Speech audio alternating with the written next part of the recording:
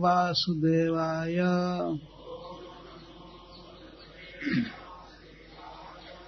ओम नमो भगवते वासुदेवाय।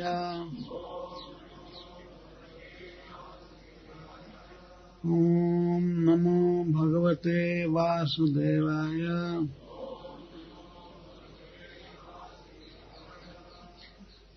मां ज्ञापयत पत्नीभ्यः ससंकर्षणमागतम् दास्यन्ति कामम् अन्नं वः स्निग्धा मयूषिता धिया।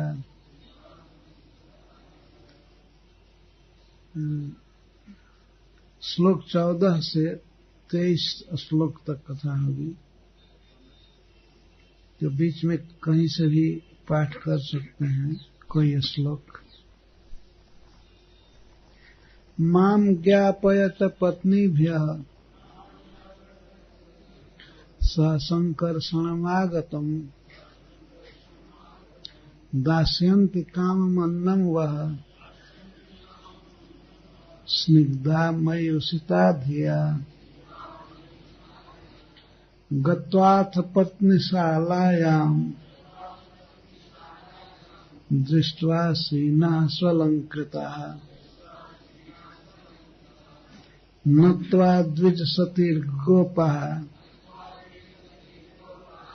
प्रसृता इदमब्रुवन्। नमो वः विप्रपत्नीभ्यो निबोधत वचांसिनः इतो विदूरे चरता कृष्णे में हसिता वयम्। गाश्चारयन् स गोपालै स रामो दूरमागतः बुभुक्षि तस्यान्नम् सानुगस्य प्रदीयताम्। श्रुत्वा च्युतिमुपायातम् नित्यं तद्दर्शनोत्सुकः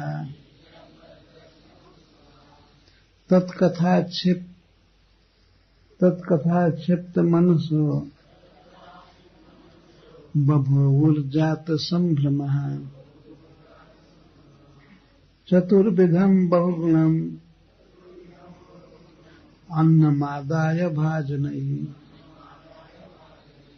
अभिशश्रुः प्रियं सर्वः समुद्रैव निम्नगाः।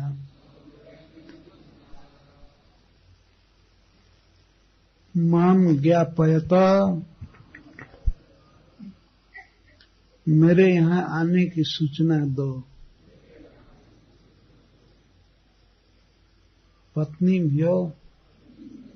पत्नियों से श्री भगवान यहाँ पर संबंधवाचक शब्द नहीं दे रहे हैं, किसकी पत्नियों से। तो इसका अर्थ यह भी एक है कि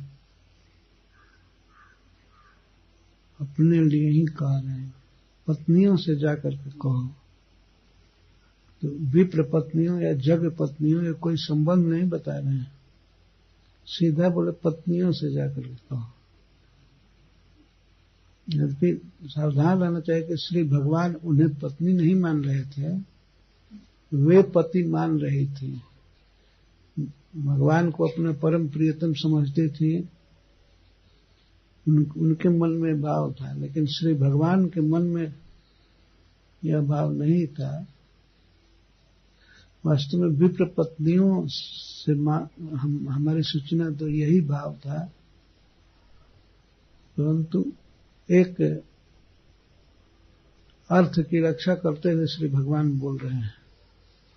यह कहने में भी कोई अनुचित बात नहीं थी कि मेरे पत्नियों से कहो।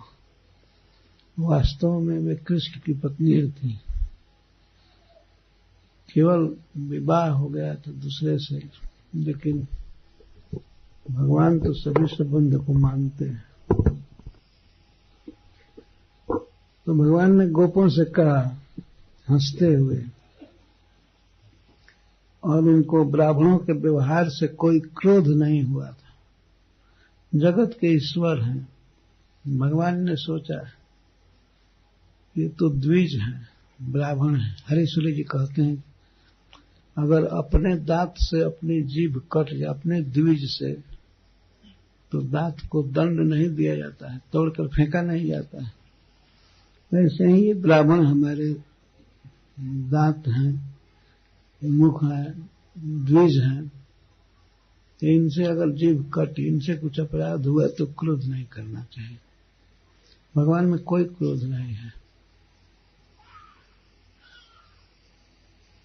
तो उन्होंने कहा, तुरंत ही कहा कोई बात नहीं, आप लोग जाओ और पत्नियों से यह सूचना दो कि ससंकर्षण मागतम, यह कहो कि श्री कृष्ण संकर्षण के साथ आए हैं। दूरी मिला लेना, कितना 1 किलोमीटर दूर है या आधा किलोमीटर दूर, ये सूचना कर दो। गोपो ने कहा सूचना करने से क्या होगा, ये बार बार जाना आना, भूख लगी है ना, कुछ उपाय करो। तो भगवान ने कहा दास्यन्ति, वे देंगे कामम अन्नम यथेष्ट भोजन, जितना चाहते हो उतना, जैसा चाहते हो वैसा भोजन मिलेगा, वे देंगी। केवल मेरी सूचना दे दो। दास्यन्ति कामम अन्नम, वह मतलब तुम लोगों को वे देंगी। कुछ गोपों ने ऑब्जेक्शन किया कि अरे क्या देंगी, आखिर वे ब्राह्मणों की पत्नियां हैं ना। तो भगवान कहते हैं नहीं, स्निग्धा, मेरे प्रति प्रेमवती हैं, स्निग्ध है, स्नेह है मेरे प्रति उनके मन में। और एक और बात भगवान ने कहा कि मई धिया उसिता, धिया माने धी से, बुद्धि से, मन से, मई उसिता, मुझ में ही बसती हैं, उनका मन मेरे पास ही रहता है। केवल यही समझो कि शरीर उनका अपने घर में रह रहा है, अपने परिवार में रह रहा है, लेकिन वास्तव में मेरे पास रहती है। अतः संशय मत करो, जाओ और मांगना नहीं, केवल मेरे यहां आने की सूचना दे देना बस। तो इस पर गोप लोग गए। गत्वाथ पत्नीशालायाम, सब टेंट लगा रहता है और जगमंडप बना रहता है, लिखा रहता है इधर पत्नीशाला है, इधर ये लोग हैं, इधर विरक्त संत लोग हैं, इधर गृहस्थ लोग हैं, और इधर ऋत्विक लोग हैं। ऋत्विज ब्राह्मण जो यज्ञ करा रहे थे उनकी पत्नियां, पत्नियों का घर बनाया हुआ था मार्ग, तो इसीलिए पूछना नहीं पड़ा। ये गोप चले गए वहां। गत्वाथ पत्नीशालायाम, पत्नीशाला में चले गए। भगवान की बात पर पूर्ण विश्वास है कि वे देंगी भोजन, कृष्ण से प्रेम करती हैं, तो ठीक है चले गए। गए तो देखे ब्राह्मणों की पत्नियां बैठी थीं, कर्म व्यग्र नहीं थी, और ये करो वो करो, ये करो ये करो, जैसे ब्राह्मण लोग यज्ञ में व्यस्त थे वैसे वे व्यस्त नहीं थी, बैठी थी, आपस में कृष्ण कथा कर रही थी या जप कर रही थी, जो भी करना है कर रही थी। आसीना समलंकृता, और बड़ा सुंदर श्रृंगार करके थी। सम अलंकृत, सम्यक अलंकार धारण की थी, अपने को सजा करके बैठी थी। नत्वा द्विज सतीर गोपा, वे गोप गए और उन सती स्त्रियों को प्रणाम किए। सती से तात्पर्य सत, परमात्मा भगवान कृष्ण, और उनकी प्रिया सती का ये अर्थ है। सत्य भगवान है और उनसे जो युक्त है स्त्री तो है सती। असली सती वही है जो कृष्ण से में अनुरक्त है। अन्यथा सुखदेव जी उन ब्राह्मणों के भक्ति को देख करके नहीं कह रहे हैं कि ब्राह्मणों की सती स्त्रियां हैं, वे वास्तव में सती स्त्री हैं, भगवान कृष्ण में अनन्य प्रेम रखती हैं। तो गोपों ने बड़ी श्रद्धा से पत्नीशाला में प्रवेश करके उन विप्र पत्नियों को प्रणाम किया, नत्वा।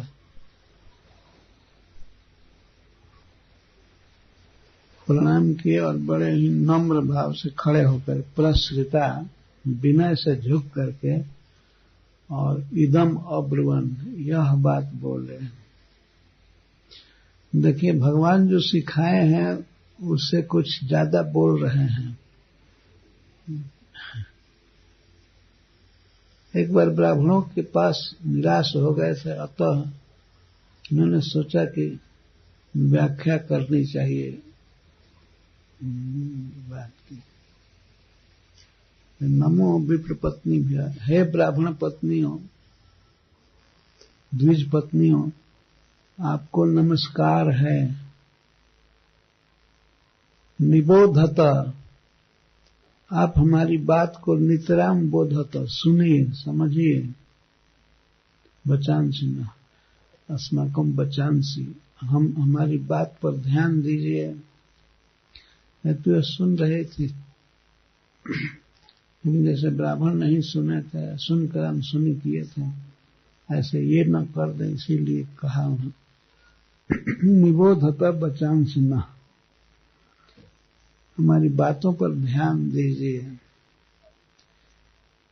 इतः अविदूरे, यहां से ज्यादा दूर नहीं, थोड़ी दूर से ही कृष्णेन यह इशिता वयम्, श्री कृष्ण के द्वारा हम भेजे गए हैं। तो श्री कृष्ण यहां से थोड़ी ही दूर पर आए हैं, उनके द्वारा भेजे गए हैं। वयम्, अपना परिचय तो देना चाहिए ना, हम गोप हैं और श्री कृष्ण के द्वारा भेजे गए हैं। एक बार कहे थे कि हमें राम ने भेजा है, तो उस पर ब्राह्मण लोग ध्यान नहीं दिए, तो इसीलिए लोग सशंकित हैं। इस बार कहे कि कृष्ण ने भेजा है, क्योंकि उस बार भी कृष्ण ने ही भेजा था।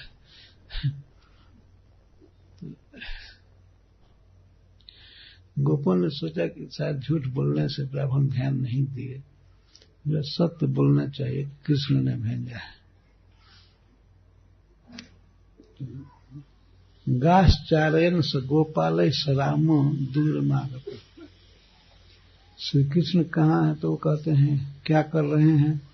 मान लीजिए प्रश्न हो तो कहते हैं कि गाह चारयन, गौए चराते हुए, स गोपालई, अन्य गोपों के साथ और श्री शंकरषण के साथ बहुत दूर आए हैं। दूर मतलब इधर आए हैं, अपने घर से दूर आए हैं, नंदगांव से या वृंदावन से दूर आ गए हैं।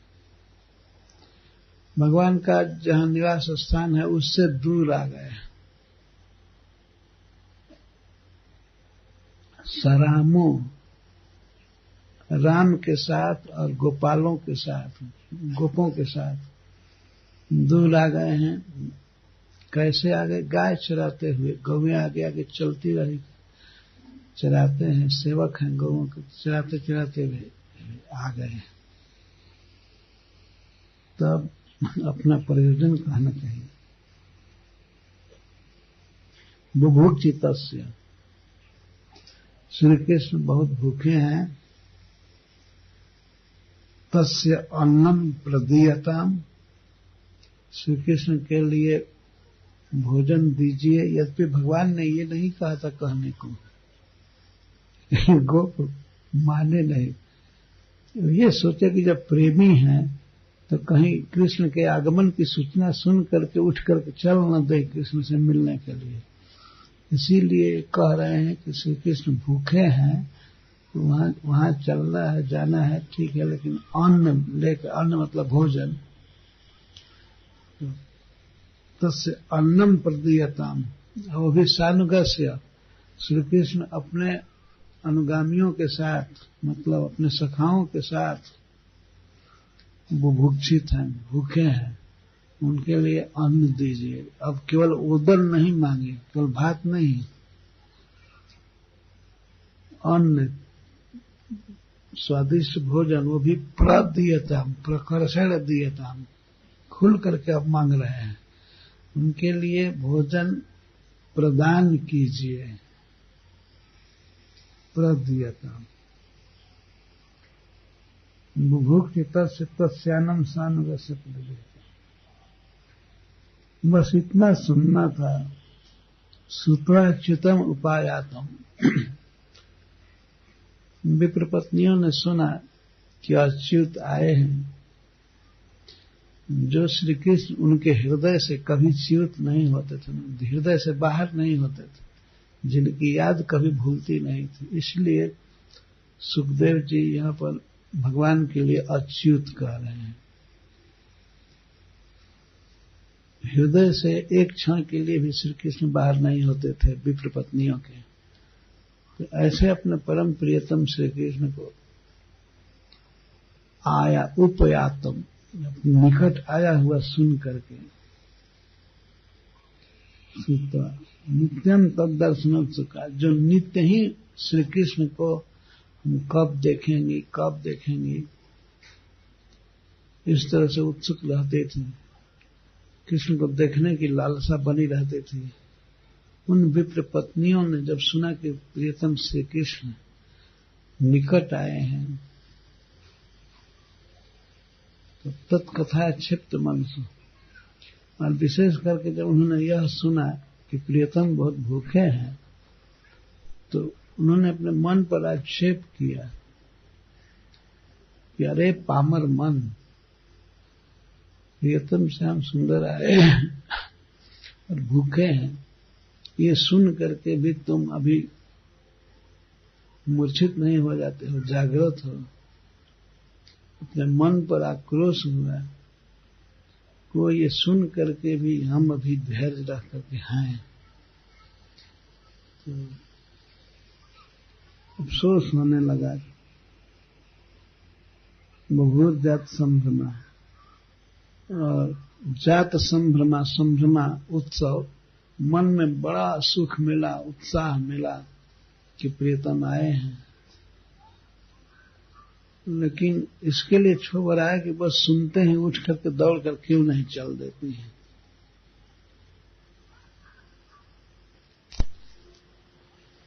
तत्कथा क्षिप्त मनसा, बुभुक्षा वार्ता सुन करके भी हम मूर्छित नहीं हो जा रहे।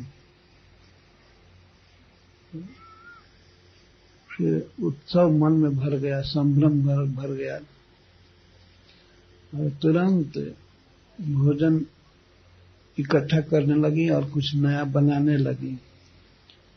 चतुर्विधम बहुगुणम अन्नम आदाय भाजने, 4 प्रकार के अन्न, 4 प्रकार के भोजन मेरे संग्रह की और पकाई भी। उसमें भक्ष्य, भोज्य, चोष्य और लेह्य, ये 4 प्रकार के भोजन। लेह्य कहते हैं चाटने को। तो एक एक भोजन के अनेक प्रकार से, और चटनी कई प्रकार की, और चूस कर खाने के लिए, जैसे चूस कर खाते हैं जिसको, जैसे आम, कोई भोजन है चूस कर खाते। तो चोस से कहते हैं। और भक्ष्य, भोज्य, भक्ष्य है जैसे पूड़ी है, इसको चर्बे भी कहते हैं, चबा करके खाना। ये मलपुआ, ये सब, मलपुआ, पूड़ी, ये सब भक्ष्य और भोज्य भात दही सान करके खाया जाता है। कुछ अंतर है ना। तो इस प्रकार से अब एक एक के कई कई आइटम बना करके ले करके कुछ ताजा बनाई जल्दी जल्दी और कुछ पकवान मिठाइयां जो पहले की बनी हुई थी ताजा ही थी, उसको उन्होंने भर लिया विविध बर्तनों में, विविध हांडी में, मिट्टी के बर्तनों में, जैसे पायस वगैरह, खीर वगैरह, दही, और उसमें इलायची लौंग आदि डालकर सुवासित किया। बहुगुणम, भोजन में बहुत गुण था। गुण मतलब विशेषता, स्वादिष्ट और सुगंधित भोजन। तो सुगंध और स्वाद के कारण बहुगुणम कहा गया। बहुगुणम अन्नम और चतुर्विधम, 4 प्रकार के भोजन। भाजने, मिट्टी के बर्तनों में कुछ भोजन रख, जैसे दाल है, दाल या भात, ये ताजा बनाई और बना करके तुरंत रख बर्तन ही। तो पहले जस्ता आवश्यक, टीन सीन लोहा नहीं चलता, तो मिट्टी के बर्तन में पकाई थी और उसको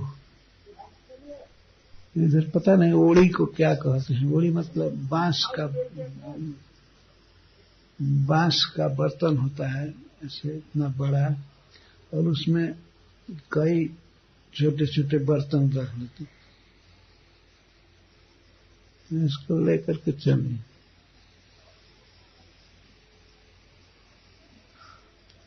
और सुखदेव जी कहते हैं निषिद्ध माना अपी, तो लोगों ने रोका, लेकिन रोकने के बाद भी रुकी नहीं चली। अभी शस्त्रु प्रियम सर्वा समुद्र व निम्नगा, जैसे नदियां समुद्र की तरफ चलती हैं, रुकने पर भी नहीं रुकती हैं, इस तरह इनको परिवार के लोगों ने रोका। अकस्मात कोई ज्योति स्त्री घर से निकले, वो भी घर का सामान ले करके, तो चिंता होगी ना ये कहाँ चल दी। तो सबसे पहले तो पतियों ने रोका है। निषिद्ध माना पति भी, क्योंकि पति का इमीडिएट संबंध रहता है पत्नी से, और ये समझते हैं कि ये हमारे बस में है, मैं कंट्रोलर हूं। तो वे लोग भी जग मंडप से उठ करके आ गए, या और लोग जो थे इधर स्वयं द्वार के पास आकर के आकर के हाथ पकड़ लिए, कहाँ जा रही हो, तुम नहीं जा सकती हो, ग्वाले को खिलाने के लिए इतना अन्न ले जा रहे, भोजन ले जा रहे हैं, नहीं जा सकते। क्योंकि वो तो सुन ही नहीं रहे थे, सीधा चलने में ही मन था, चलते जा रहे थे। इतने बड़े बड़े बलवान विप्र ये भी हाथ पकड़ करके जैसे तैसे रोक नहीं पाए। श्याम सुंदर खींच रहे थे ना, तो ये बेचारे कमजोर बाह वाले ब्राह्मण कहां से रोक सकते हैं।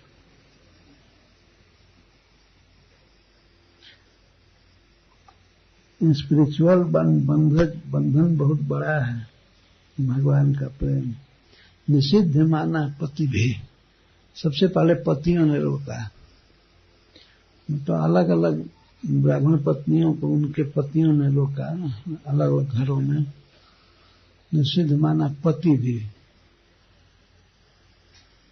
पीते भी। इसके बाद जब ये कुछ हारने लगे, नहीं पकड़ में आई, तो रुकी नहीं, तो पुकारे अपने पिता को। यहाँ पितृ का अर्थ है फादर इन लॉ, ससुर। तो अपने पिता को पति बुलाया कि आइए आइए, नहीं मान रही है, जा रही है। तो वे लोग आ गए, नहीं पकड़ने लगे, अपने कुल की इज्जत बता करके हम लोग ब्राह्मण हैं, हम लोग जगत में इतने बड़े पूज्य हैं, और तुम इस प्रकार से किसी के यहाँ जाओगी, किसी दूसरे पुरुष के पास, तो लोक में हमारी बहुत बड़ी बदनामी होगी, असम्मान होगा। बेटी तुम मत जाओ, मत जाओ, मत जाओ। मैं भी रोकने का प्रयास किए, कोई हाथ पकड़ रहे थे, कोई किवाड़ बंद करना चाहते थे, बंद करो, रोको रोको। यहाँ पर मातृ भी माताओं के द्वारा रोकी गई, इसका उल्लेख नहीं है। तो पितृ भी कह देने से एक बोध तो होता है कि माताएं भी, सास भी रोक रही थी, या अपनी खास माता भी रोक रही थी, या हो सकता है न रोकी हो। अतः सुखदेव गोस्वामी ये उल्लेख नहीं किए माताओं ने रोका, नहीं रोका होगा इसलिए, क्योंकि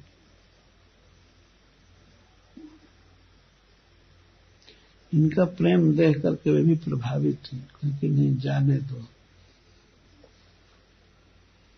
लेकिन अगर रोका होगा तो पितृ भी के साथ ही मान लेना चाहिए।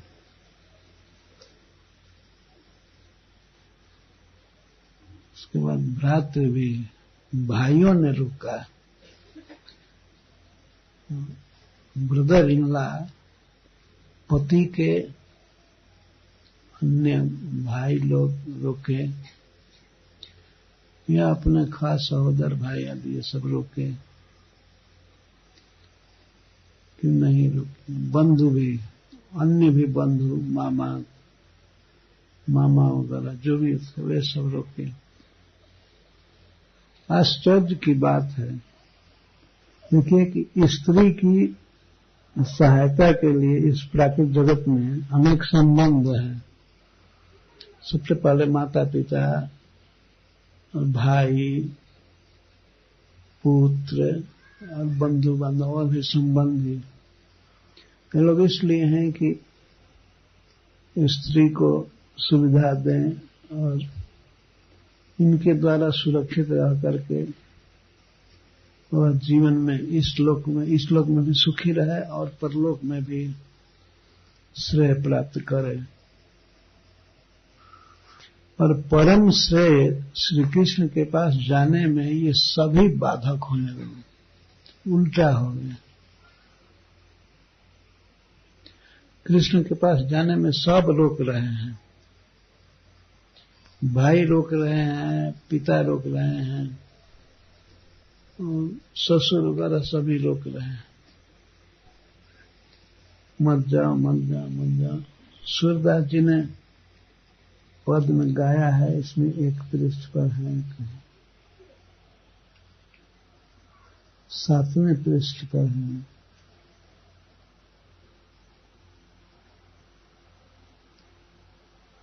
देखन दय पिय मदन गोपाल ही, देखन दय वृंदावन चंदन।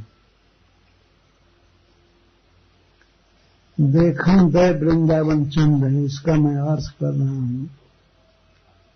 हा कंत मान्य विनती यह, कुल अभिमान छाड़ी मत मन। आया मेरे पति अपने कुल का अभिमान छोड़ करके मेरी विनती मान लो और मुझे वृंदावन चंद्र को देखने दो।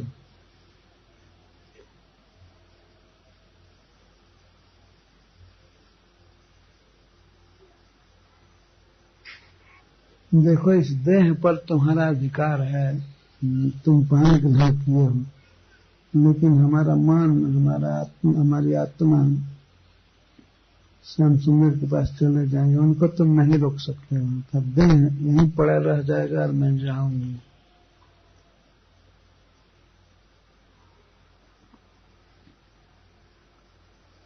इस तरह के बहुत पद हैं। जान दे श्याम सुंदर को आज, श्याम सुंदर के पास आज जाने दो।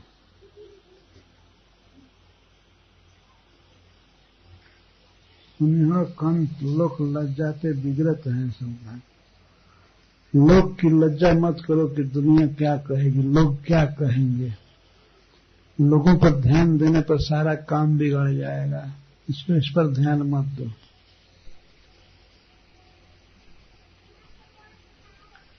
जब मैं श्याम सुंदर को देख करके आऊंगी, तुम मेरे पैरों में बंधन डाल करके अपने घर में रखना और भोजन भी मत देना, पानी भी पीने को मत देना, वो ठीक है, लेकिन इस समय जाने दो। इसमें बिना गए मैं नहीं मानूंगी।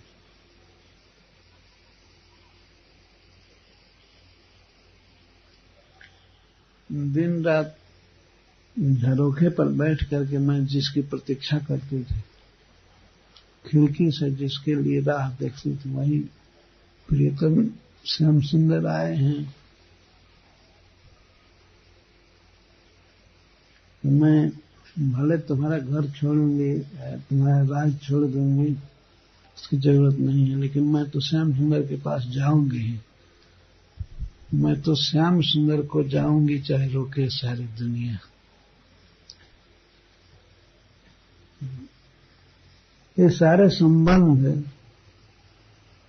वास्तव में हैं और आवश्यक हैं, इसलिए कि जीव को सुविधा दें श्री कृष्ण के तरफ बढ़ने के लिए, श्री कृष्ण से मिलाने के लिए सारा संबंध है। अर्थात सारे संबंधों की सार्थकता इसी में है कि ये सभी सहायता करें श्री कृष्ण को पाने में। परंतु आज ब्राह्मण पत्नियों के लिए उल्टा हो रहा है, उनके लिए कुल बाधक हो रहा है, कुल बाधक हो रहा है, संबंध सब बाधक हो रहे हैं, पर वे मानी नहीं। जैसे नदी को रोका जाए कोई पत्थर डाल करके, तो उसके अवरोध को मानती नहीं, चली ही जाती, बह ही जाती है। एक तरफ पत्थर डालिए तो उधर से बहेगी। तो लोग रोक रहे थे, तो दरवाजा रोक रहे थे इस दरवाजे से, तो उस दरवाजे से निकल करके जा रही थी, उधर से भाग रही थी। तो ये इसका अर्थ है कि नदी से उपमा दे रहे हैं, निम्नगाह, नीचे बहने वाली नदियों के समान अभिश्रु प्रियम, अपने प्रियतम श्याम सुंदर के पास अभिसार किए चल दे। बहुत सुंदर उदाहरण है, जैसे निम्नगाह नदियां समुद्र की तरफ चल देती हैं और निषेध मानती नहीं है, उसी प्रकार से ब्राह्मण पत्नियां श्याम सुंदर के पास, प्रिय के पास चल दी, किसी के रोकने टोकने से रुकी नहीं।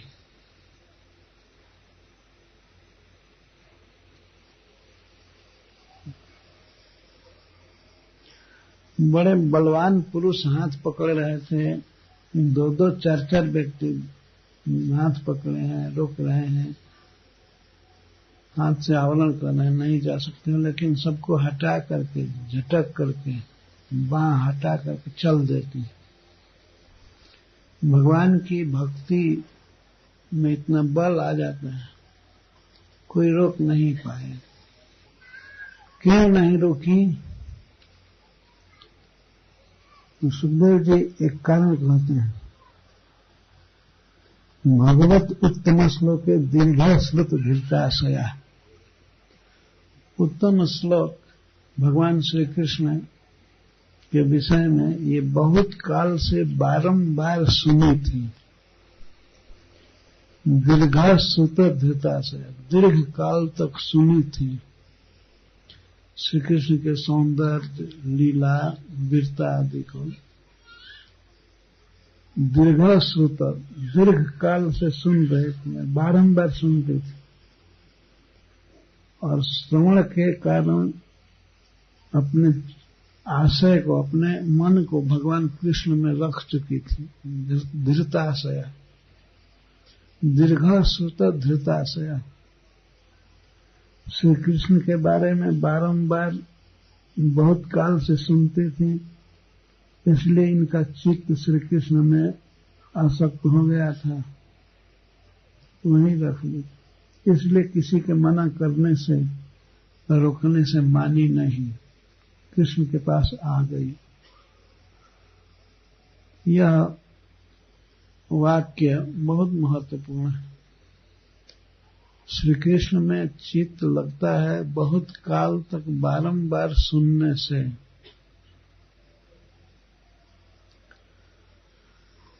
दीर्घ समय तक श्रवण करना चाहिए, भगवान के बारे में बारंबार सुनना। कान के छिद्रों से भगवान हृदय में प्रवेश करते हैं। दीर्घ सुत धृताशया, बहुत दिन पहले से ही सुन रही हैं और बारंबार, क्योंकि कृष्ण कथा नित्य नूतन है, नित्य नवीन जैसा अनुभव करके सुनती थी उत्सुकता। सुनते सुनते उनका चित्त कृष्ण में पूर्णतः न्यस्त हो गया था। अतः वे चल दी। और इसका दो अर्थ भी है, दो भाव है कि सिर पर भार है भोजन का, कई बर्तन में रखी, कई बर्तन लदा गया है बड़े बड़े बर्तनों में, बांस के बर्तनों में, वो भी भार है। वो भार होते हुए भी, और रुकने वाले रोक रहे थे, उनके रुकने पर भी अभिश्रु चल ही गई प्रियतम श्री कृष्ण के पास। उस समय श्री कृष्ण कहाँ थे? जब उन्होंने देखा श्री कृष्ण को, तो बता रहे हैं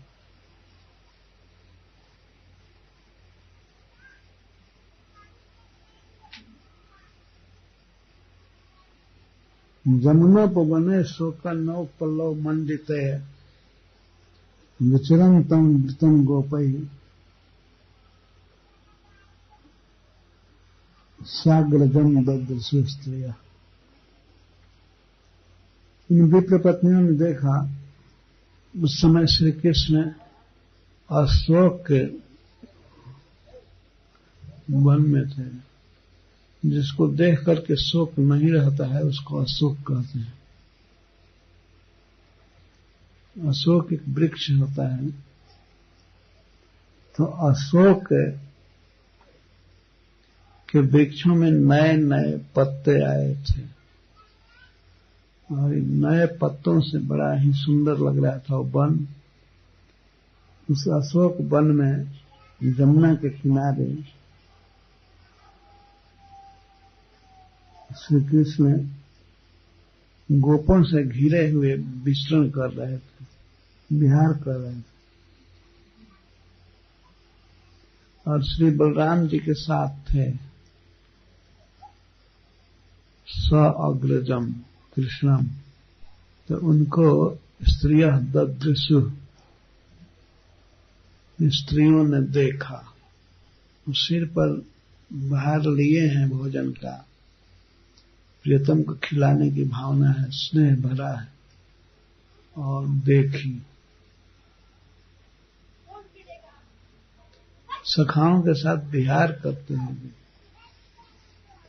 तो इसको गाते हुए श्री सुखदेव गोस्वामी कहते हैं, श्यामम हिरण्य परिधिम वनमाल्य बरह धातु प्रवाल नटवेश मनुव्रतांसे विन्यस्त हस्त मितरेण धुनानमब्जम कर्णोत्पलालक कपोल मुखाब्जहासम। भगवान को स्त्रियों ने देखा, किस तरह से हैं वे? श्यामम, पहले से सुना ही था कि वे श्याम वर्ण के हैं, तो गोरे गोरे गालों के बीच में वे खेल विचरण कर रहे थे, तो सांवला शरीर। श्यामम को श्याम सुंदर कहते ही हैं। सांवला शरीर, सांवला में तो काला नहीं होता है। श्याम वर्ण, श्यामम, और उस श्याम शरीर पर हिरण्य परिधि, परिधि मतलब परिधान, वस्त्र, और हिरण्य का अर्थ स्वर्ण वर्ण, सोने के समान पीतिमा लिए हुए, पीत वर्ण का पीताम्बर पहने हैं, धारण किए। सांवले शरीर पर सोने जैसा कपड़ा पहने,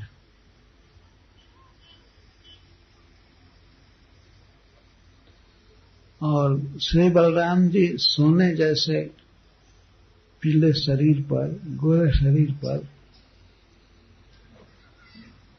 कृष्ण जैसा सांवला वस्त्र पहनते हैं। तो श्री बलराम जी गौर सुंदर और कृष्ण श्याम सुंदर। श्यामम हिरण्य परिधुम, सांवला शरीर और सोने के रंग का कपड़ा पहने हैं। वनमाल्य बरह धातु प्रवाल नटवेशम, और स्त्रियों ने देखा वनमाला पहने हैं, फूल धारण किए हैं। वनमाल बरह और मयूर पिच, प्रवाल धारण किए हैं। प्रवाल का से नए नए कोपल, वृक्षों के नए नए पत्ते।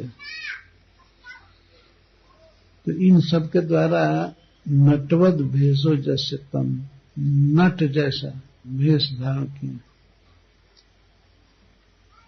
नट का अर्थ नाचने वाला, वे थिरक थिरक कर नाचते रहते हैं। तो इस भेष में विप्र पत्नियों ने देखा, और अनुव्रतान से, अनुव्रत अपने सखा के अंश से कंधे पर विन्यस्त हस्तम, अपना बायां हाथ रखे हैं, अपना हस्त विन्यस्त किए हैं, और इतरेण, और दूसरे हाथ से अर्थात दाहिने हाथ से अब्जम धुनानम, कमल को घुमा रहे हैं। एक हाथ सखा के कंधे पर और दूसरा हाथ कमल घुमाने में व्यस्त। विन्यस्त हस्तमितरेण धुनानम अब्जम, धुनानम का अर्थ घुमानम, ध के स्थान पर ध कर सकते हैं, घुमा रहे हैं कमल। करुणत पलालक मुखाब्जहास, और दोनों कानों पर उत्पल फूल है। कानों में उत्पल,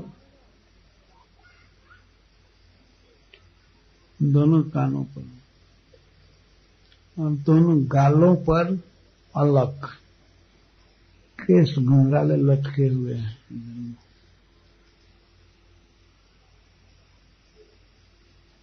इस भेष में श्री द्विज पत्नियों ने भगवान को देखा।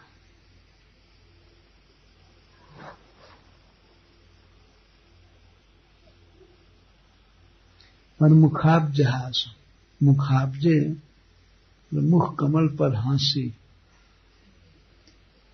ये अपनी प्रियाओं विप्र पत्नियों को सुख देने के लिए भगवान हंसी धारण किए थे। थोड़ा सहज ही मुख पर हंसी रहती है। कौन वस्तु कहाँ है? मुखाब्जे हासम, मुख कमल पर हंसी। एक हाथ में कमल घुमा रहे हैं, एक हाथ सखा के कंधे पर है, और उत्पल कानों पर और अलकें गालों पर बिखरी हैं।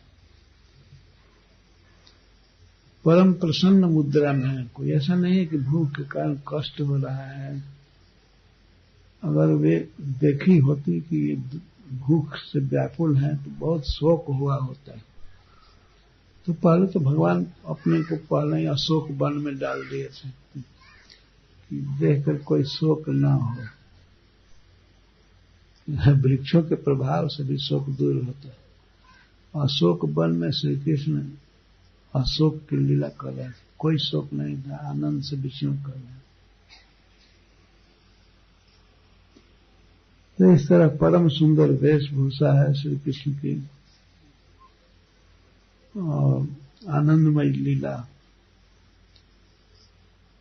इस तरह से श्री कृष्ण को जग पत्नियों ने देखा।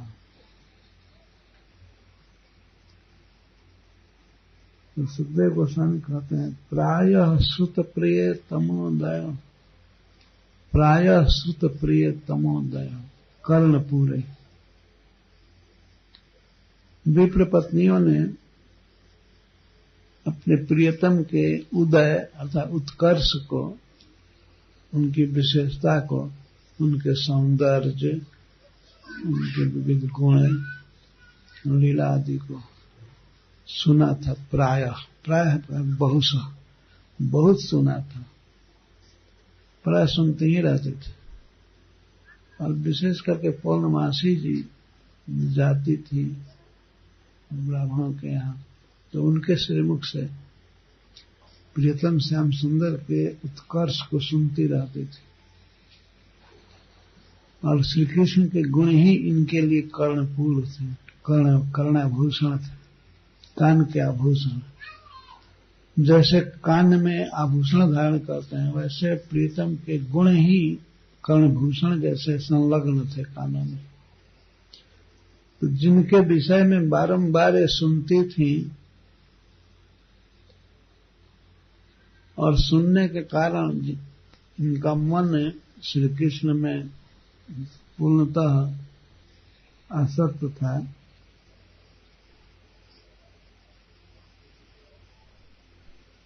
ऐसे श्री कृष्ण को अब अच्छा अक्षीरंध्रे ही, अब आंखों के छिद्रों से देख रही हैं, आंख की गोलक से।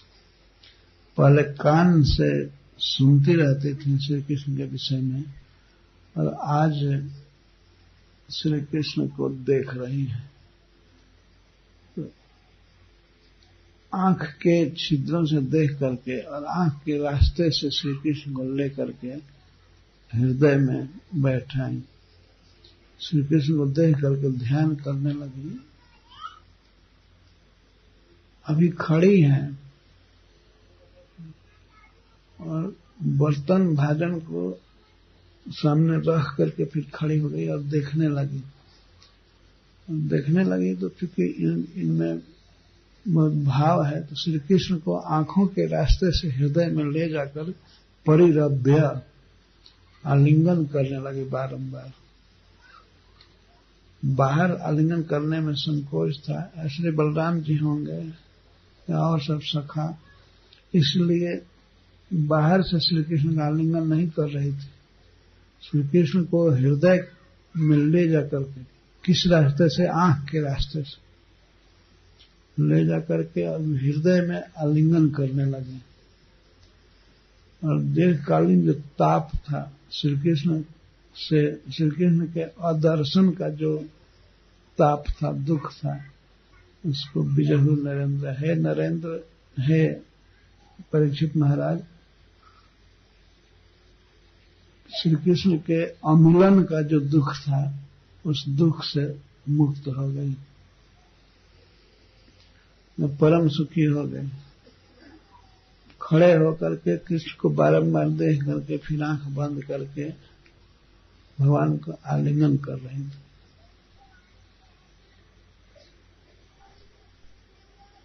आंखों को बंद करके हृदय में रख करके और आलिंगन कर रहे थे।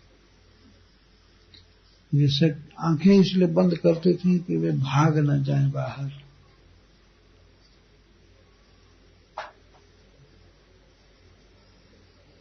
इस तरह से श्री कृष्ण को देख रही है। अंतः प्रवेश सुचिरम परिरम घटना को, जैसे आत्मा का साक्षात्कार कर लेने पर या भगवान की प्राप्ति होने पर व्यक्ति अपने अहंकार की वृत्तियों से मुक्त हो जाता है, उसी तरह से वे ताप से मुक्त हो गई। यहाँ जो दृष्टांत दिया गया, यह केवल ताप मुक्ति का दृष्टांत है। आनंद बहुत ज्यादा हुआ, लेकिन ताप से मुक्त हो गए। जैसे अहंकार की वृत्तियों से जीव मुक्त हो जाता है, भगवान का साक्षात्कार होने पर।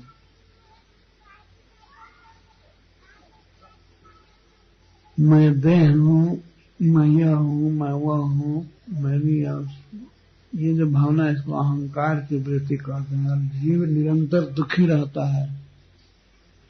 जो अपने स्वरूप को प्राप्त कर लेता है तब अहंकार की वृत्ति से मुक्त हो जाता है। तो अब तक जो श्री कृष्ण के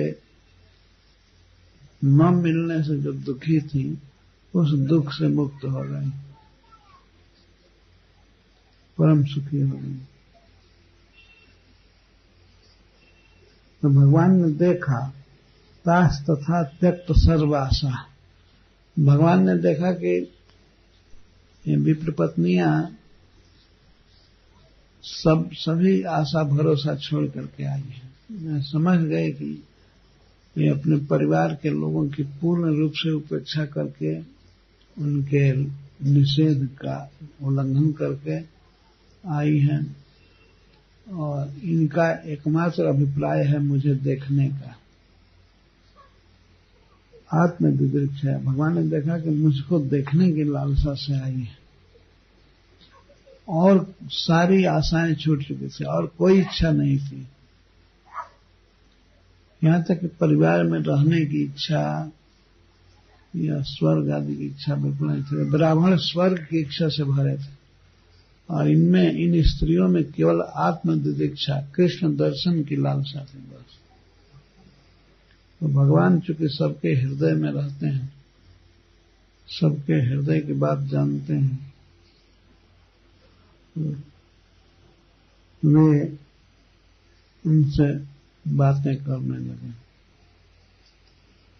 तो भगवान ने पूर्ण रूप से उनके आगमन का स्वागत किया। ऐसा नहीं कहा कि नहीं नहीं चले जाओ तुमने गलत किया, सामाजिक बंधन की अवहेलना किया। ऐसा नहीं किया। भगवान पूर्ण अनुमोदन किए। इस अनुमोदन को हम लोग आगे सुनेंगे। भगवान कहते बहुत अच्छा किया, तुम लोग सब बंधनों को तोड़ करके स्वजनों के स्नेह को छोड़ करके मेरे पास आई, बहुत अच्छा हो। यही कुशल लोग करते हैं। अपने परम अर्थ को समझने वाले बड़े बड़े लोग मुझसे ही प्रेम करते हैं। तुमने जो हमसे प्रेम किया है ये बिल्कुल ठीक है, बहुत अच्छा किया। लेकिन फिर भेजने लगे कि तुम्हारे पति यज्ञ कर रहे हैं, यज्ञ में स्त्री का होना जरूरी है, यज्ञ पूरा करने के लिए चली जाओ। इस पर ब्राह्मण पत्नियों ने भगवान से कुछ निवेदन किया है। ये सब प्रसंग बड़े महत्वपूर्ण हैं। तो धीरे धीरे क्रम से हम लोग आगे बढ़ेंगे और एक अनुभव मिलता है कि भगवान से किन किन लोगों ने किस किस प्रकार से प्रेम किया है। सभी के चरित्र श्रीमद् भागवत में बड़े ही प्रेरणादायक।